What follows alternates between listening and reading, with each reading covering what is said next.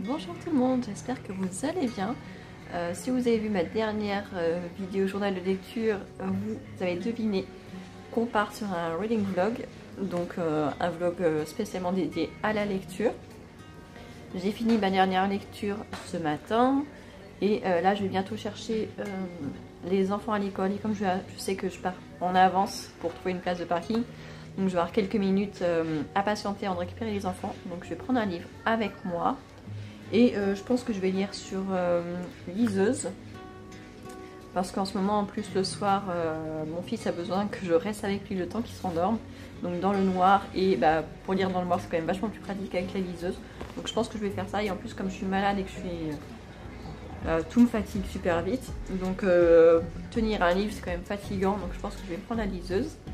Et ce matin j'avais regardé vite fait. J'avais deux livres qui m'intéressaient pas mal, que j'ai déjà sur la liseuse, que j'ai téléchargé il y a quelques jours. J'ai C'est la pluie qui fait grandir les fleurs. Et l'autre c'est Comme un parfum d'immortel.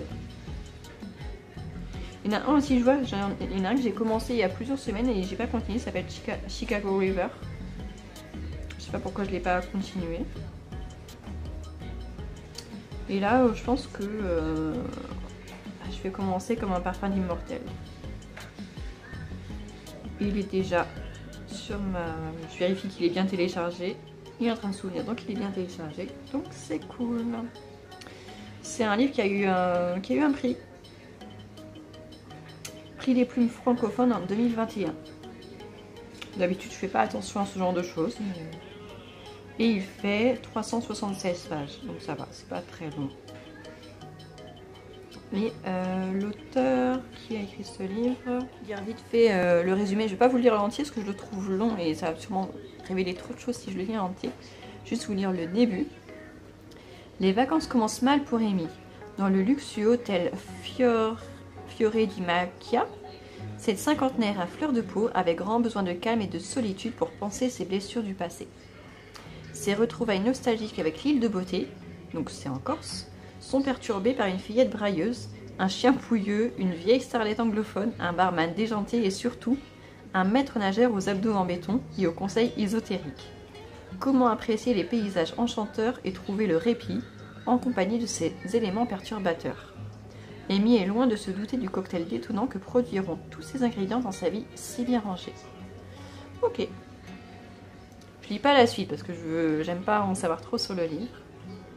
Donc on sait que ça se passe en Corse, donc bon, c'est parti.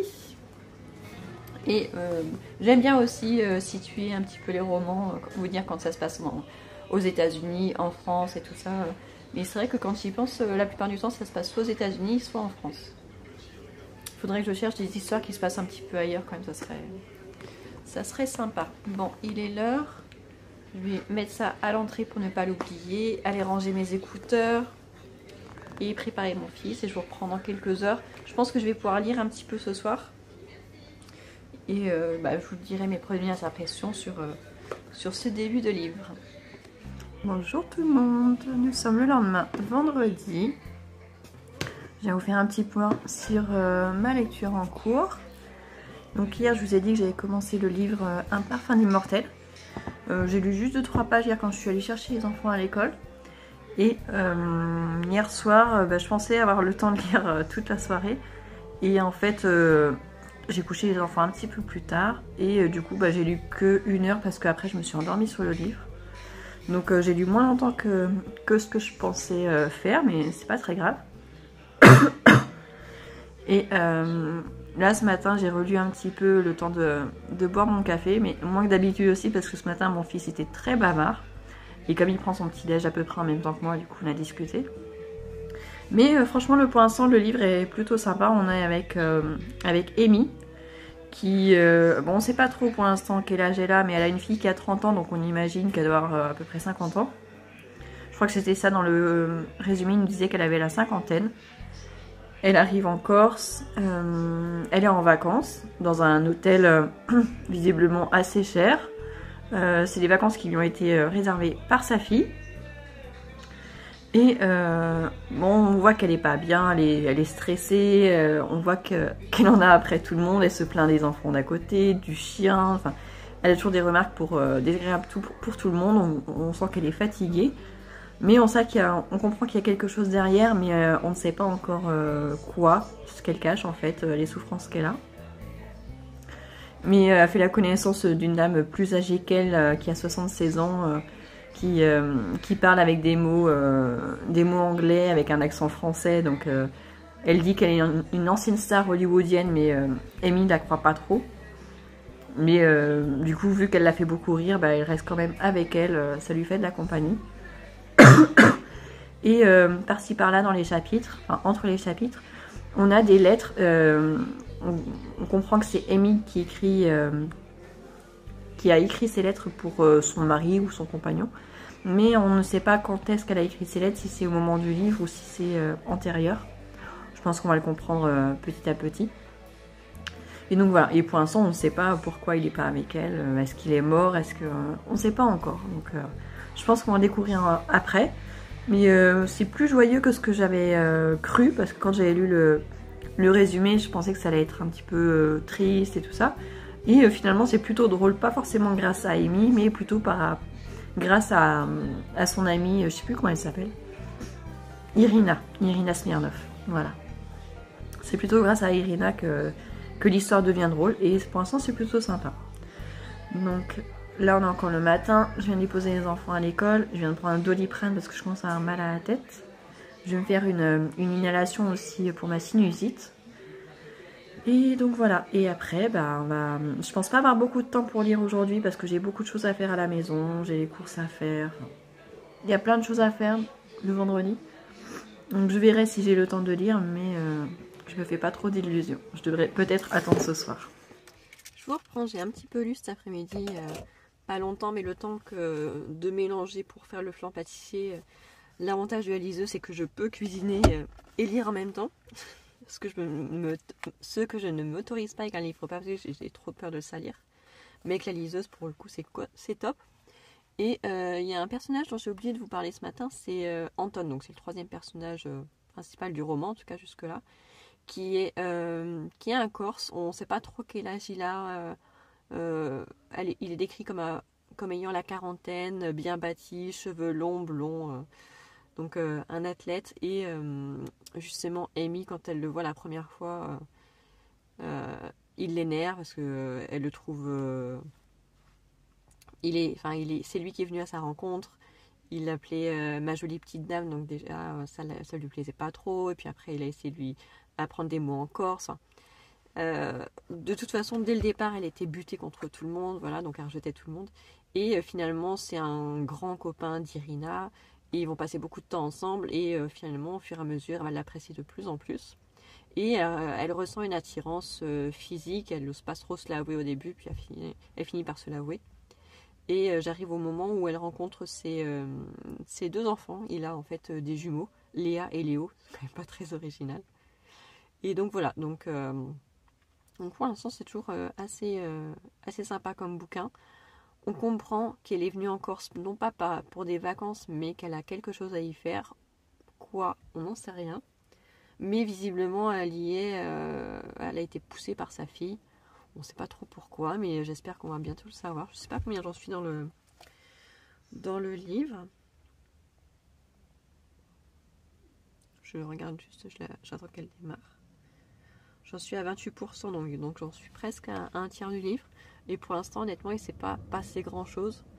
À part le fait qu'elle ait rencontré une sorcière dans un petit village en Corse qui lui aurait enlevé le mauvais œil. Et d'ailleurs, cette sorcière, c'est la grand-mère d'Anton. Elle l'a appris le lendemain ou le surlendemain, quelque chose comme ça. Donc pour l'instant, c'est un roman qui est assez sympa. Donc je vais continuer à le lire. Là, j'ai à peu près 20 minutes. Je suis arrivée en avance à l'école. J'ai fait 2-3 courses. Et ça valait pas le coup de rentrer à la maison. Donc je suis venue directement à l'école. Donc on a 20 minutes, 25 minutes à attendre dans la voiture. Donc je vais bouquiner un petit peu, avancer dans l'histoire. Et je viendrai vous en donner des nouvelles un petit peu plus tard. Bonjour tout le monde, nous sommes samedi. Je vais vous faire un petit récap. Concernant la lecture, hier soir j'ai eu le temps de lire, j'ai pas mal avancé. Je crois que j'en suis à peu près à la moitié du livre. Et franchement, l'histoire est intéressante. Il se passe pas grand chose, mais c'est finalement assez psychologique. En fait, on entre dans la peau du personnage d'Amy et du coup, on vit les choses avec elle. Elle se remet en cause. On apprend quelques petits trucs par-ci par-là. Par exemple, on ne sait toujours pas ce qu'il en est de son mari. On sait qu'il n'est pas avec elle. Je comprends qu'elle s'occupe de lui ou qu'elle s'est occupée de lui dans le passé et qu'il était handicapé. Ou elle lui faisait prendre sa douche, visiblement. Elle le faisait manger. Mais du coup, on ne sait pas si entre-temps il est mort ou pas. On ne sait pas comment il a fini handicapé. On sait que c'était un militaire, donc il a pu être blessé en mission. On sait aussi que sa relation avec sa fille n'est pas au top, qu'il y a un problème de communication. On ne sait pas trop pourquoi exactement, mais moi je le comprends. Je comprends qu'il puisse y avoir une distance, même si on ne connaît pas les raisons. On sait aussi qu'Amy, ça fait 20 ans qu'elle adore la Corse depuis toujours, mais que ça fait 20 ans qu'elle n'était pas venue en Corse, notamment à cause de sa fille, parce que quand elle avait 15 ans, elle a eu un accident de cheval où elle est restée apparemment plusieurs mois dans le coma. Et à la suite de ça, ils n'ont plus voulu retourner en Corse. Mais elle vient en Corse pour une bonne raison, et on ne sait pas encore ce que c'est, et honnêtement, ça m'intrigue. On apprend aussi qu'elle a été abandonnée à la naissance par sa mère, qui était étudiante à l'époque. Elle l'a envoyée chez son père, elle l'a déposée chez son père et voilà, elle n'a plus entendu parler de sa mère. Donc peut-être que ça peut avoir un rapport avec ça, je ne sais pas encore, mais en tout cas pour l'instant je trouve assez sympa. Il n'y a pas trop de personnages, mais quand même plus que dans les derniers livres que j'ai lus. Elle finit par aussi s'entendre un petit peu mieux avec sa voisine qui est une jeune maman avec 2 enfants qui hurlent tout le temps. Elle finit par avoir pitié d'elle et s'occuper un peu des enfants, essayer de lui donner des conseils et tout ça. Donc franchement le livre est plutôt sympa pour l'instant, je regrette pas du tout mon choix. Là on est samedi comme je disais, donc là je viens d'aller récupérer mes courses. On avait prévu de faire une sortie avec les enfants, mais vu le temps qu'on a, on a de la pluie et beaucoup de vent, je pense pas qu'on puisse faire ce qu'on avait prévu. Donc soit on va juste se faire un cinéma où là on sera à l'abri, soit on va rester tranquille à la maison, je sais pas encore. Si on est à la maison, je vais avoir le temps de lire. Et sinon, j'aurai moins de temps de lire. Ça, c'est pas grave.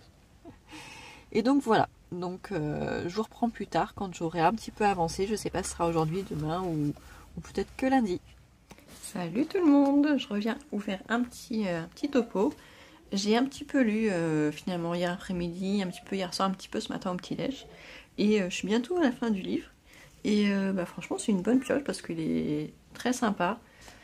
Ça parle, je vais pas vous en dire trop parce que si jamais vous avez envie de le lire, je vais pas vous spoiler.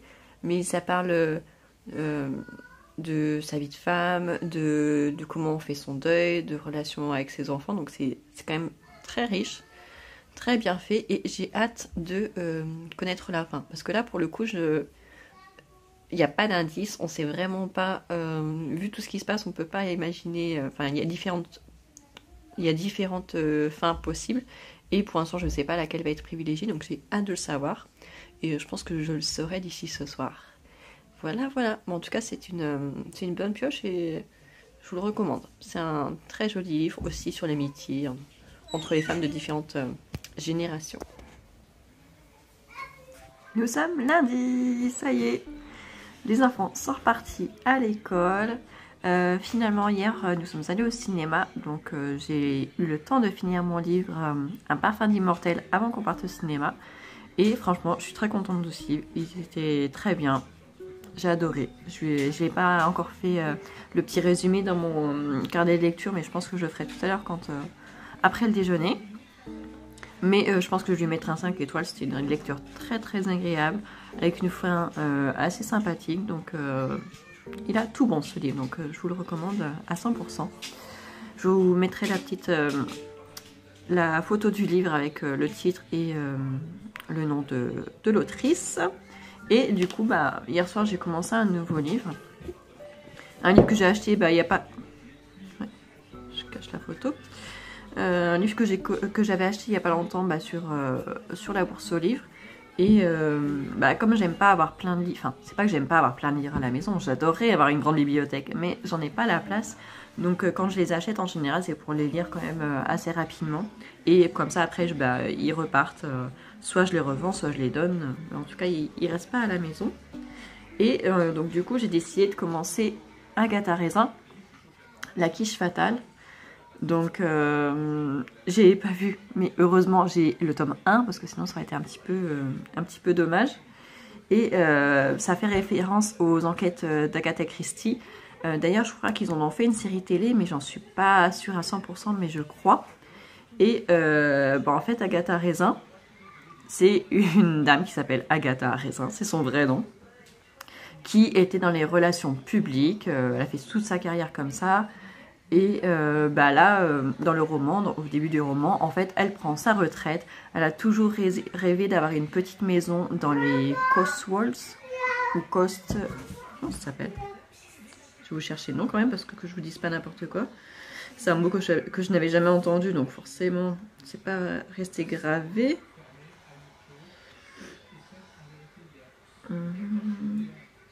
Les Cotswolds. Je m'étais pas trompée. Donc en Angleterre, ça se passe en Angleterre. Donc elle s'est acheté une petite maison là-bas. Elle a vendu son entreprise. Et donc voilà, donc c'était son rêve. Et donc elle part dans les Cotswolds, retrouver sa petite maison qu'elle a fait décorer par une agence de décoration. Donc elle n'a rien fait elle-même. Elle avait payé des déménageurs. Enfin, tout était hyper bien organisé. Elle avait juste à prendre son train, à récupérer sa voiture à la gare la plus proche de chez elle et de rentrer chez elle. Et donc c'est une nouvelle vie qui commence pour Agatha Raisin. Et le truc c'est que quand elle était à Londres, elle était habituée à ne connaître personne. Enfin, quand on se croise dans les grandes villes, on se dit pas bonjour ni quoi que ce soit. Et quand elle arrive dans sa petite, dans ce petit village, et en fait quand elle se balade, tout le monde lui dit bonjour, bonjour, bonjour, bonjour, ou bonsoir, bonsoir. Mais en fait elle se rend compte très vite que en fait les gens disent bonjour ou bonsoir, mais en fait c'est juste pour la repousser. Personne ne l'invite à prendre le thé, personne ne lui pose de questions sur elle, personnelle et tout ça. Donc elle se sent complètement rejetée, en fait exclue. Elle pensait pas que ça allait se passer comme ça, donc elle est un petit peu déçue, mais elle décide de prendre les choses en main et de s'intégrer elle-même. Donc la quiche fatale, je sais à ce moment-là dans le roman où j'en suis qu'il y a un concours de quiche et donc elle va décider d'y participer histoire de se mêler à la population. Et donc elle va, au lieu de faire une quiche parce qu'elle ne sait pas cuisiner, elle va en acheter une qui est excellente dans une quicherie. Je ne savais pas que ça existait.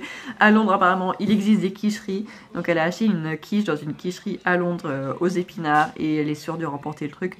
Sauf qu'en fait le concours est biaisé, c'est toujours la même personne qui gagne, même si c'est pas forcément la meilleure. Et donc voilà.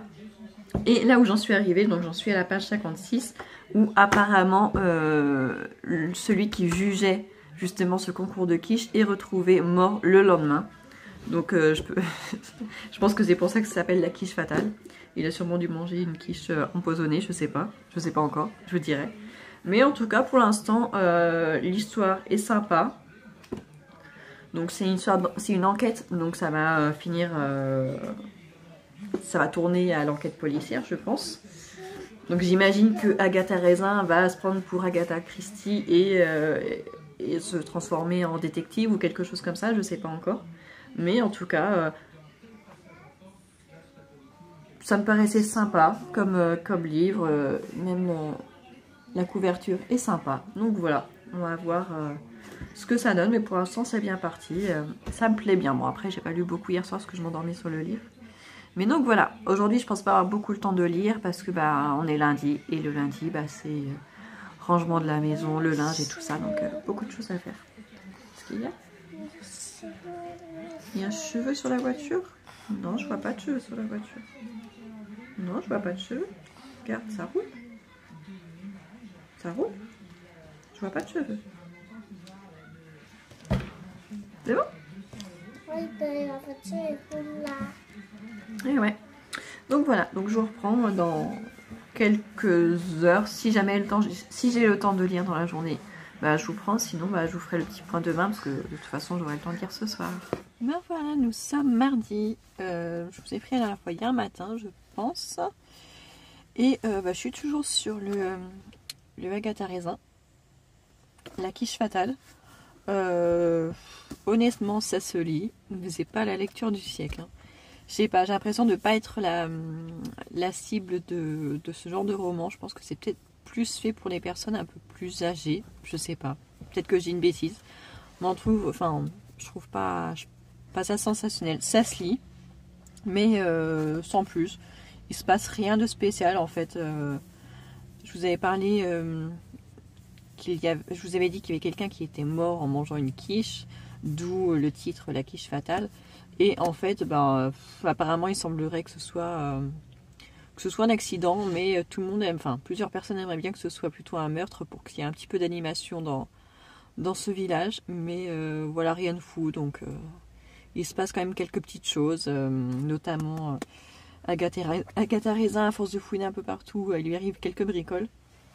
Mais voilà, puis elle se dit que finalement, elle va peut-être retourner à Londres parce qu'elle s'ennuie et qu'elle se sent pas aimée dans le village. Donc j'en suis où? J'ai bientôt fini, il me reste 70 pages, donc je pense que je le finirai sûrement ce soir.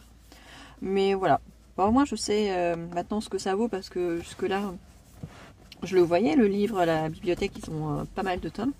Je m'étais dit pourquoi pas à l'occasion, puis je m'étais pas encore décidée. Enfin, jusque-là, j'avais toujours trouvé des lectures assez intéressantes. Et donc voilà. Donc je pense que j'en lirai quand même. Enfin, je l'ai pas encore fini, mais je pense que j'en lirai dans les mois qui viennent. Hein, de temps en temps, pourquoi pas. Ça permet de changer les idées et puis de changer de genre aussi. Ça permet de changer un petit peu. Donc voilà, donc là, je suis arrivée en avance à l'école exprès pour avoir un petit peu de temps pour lire. Parce qu'à la maison, mon fils a refusé de faire la sieste et il était insupportable. Et comme j'avais mal à la tête, bah, c'était pas très agréable. Donc je me suis dit que j'allais partir un petit peu en avance pour aller à l'école. Parce que hier, pareil, il s'est endormi entre l'école et la maison. Il n'y a pas beaucoup de temps, il y a peut-être, je sais pas, 2 minutes. Mais il a réussi à s'endormir. Là, pareil, il s'est endormi en arrivant.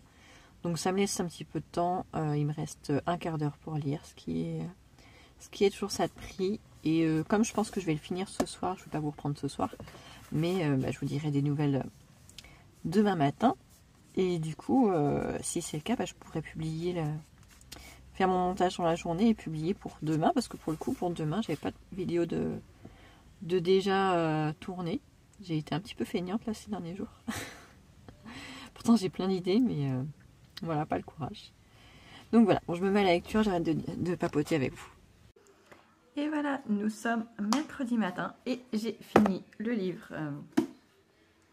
La quiche fatale d'Agatha Raisin hier soir. Comme je vous ai dit, hein, j'étais à peu près sûre de le finir hier soir. J'aurais presque eu le temps même d'en commencer un nouveau hier soir, mais du coup j'ai traîné sur mon téléphone en attendant la fin de la soirée. Et finalement, la fin était plutôt sympa. Hier, je crois que je vous ai dit que je commençais un peu à m'ennuyer, que ça perdait d'intérêt. Mais la fin redonne un petit souffle à l'histoire. Et c'est plutôt sympa. Et pour le coup, ça me donne envie de lire le 2. Vous voyez, finalement, ça me donne plus envie qu'avant. Donc je sais qu'ils sont à la bibliothèque. Donc je pense que de temps en temps, je m'en prendrai un. Et ouais, franchement, c'est plutôt... c'est une lecture, voilà, ça passe le temps. C'est pas extraordinaire. Mais c'est quand même sympa à lire. Donc en plus, comme moi, j'ai tendance à beaucoup m'attacher au personnage, à toujours vouloir savoir ce qui va se passer après et tout. Donc oui, j'aimerais bien savoir ce qui va se passer après pour Agatha Raisin. Parce que finalement... Non, faut pas que je vous dise la fin. Faut pas que je vous dise la fin si jamais vous avez envie de le lire, sinon ça va tout gâcher. J'aime pas... Moi, je sais qu'en tant que lectrice, j'aime pas connaître la fin des histoires avant, ni même ce qu'il y a dans le livre. Donc je ne vais pas vous gâcher le plaisir si jamais vous avez envie de le lire. Mais franchement, c'était plutôt sympa. Donc le vlog, ce reading vlog va se terminer ici. Puisque j'ai commencé un autre livre ce matin. Mais je ne vais pas vous le dire dans ce vlog là, je vais vous le dire dans celui qui est juste après.